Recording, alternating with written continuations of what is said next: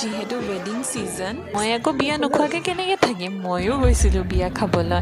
এয়া দেখিছেনে কি ধুনীয়াকৈ সজাইছে মোৰ আকৌ অফিচৰ কালিগ এজনৰ বিয়া আছিল কালিগ বুলি নকওঁ একচুৱেলি দাদা বুলিয়ে কওঁ ৰোহিত দাৰ বিয়া আছিল ময়ো আহি পালোঁ কিবাকৈ বহুত দেৰি হ'ল আহি পাওঁতে যিহেতু অফিচৰ পৰা গৈ পিনে অকলে ৰেডি হৈছোঁ আহোঁতে চাদৰ মেখেলা পিন্ধোঁতে মোৰ 12 বাজি গ'ল চ' মই 9টা বজাত গৈ পালোঁ বিয়া ঘৰত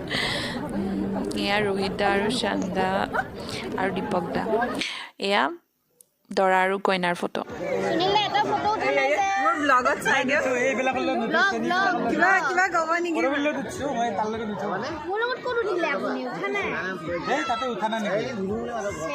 খাব লাগিছিল যিহেতু 9টা বাজি গৈছিল ভোক লাগি আছিল কফি ল'লোঁ পকৰি ল'লোঁ ষ্টাৰ্টাৰ্ছ এভৰিথিং খালোঁ या करबी या संगीता या ब्लगदा क्या खाली दिखा रहे हो महादेव बोलेरो बुद्धा एम्बेसडर मेरा आग मुझे पता नहीं होगा क्या डोरार मार्क ग्रीन कलर ইন্দ্ৰাণী বা আহি পালে নিজৰ ফেমিলিক লৈ जो बोले आহি গলো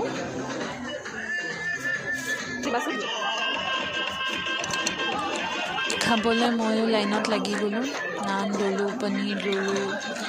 ফুলকবিৰ চব্জি ল'লোঁ চব লৈছোঁ আৰু মুঠতে বাইদেউকেইজনীক সুধিছোঁ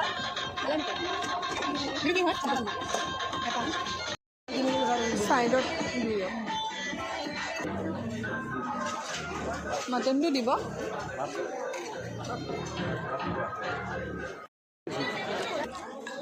ইয়াত চবে খাই আছোঁ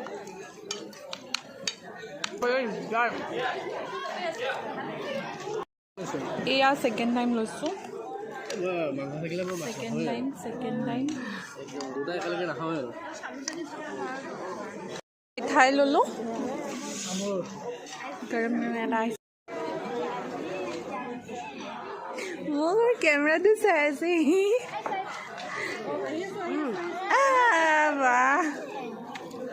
খাই লৈ ময়ো আৰু যাবলৈ ওলালোঁ যিহেতু 11টা বাজি গৈছিলে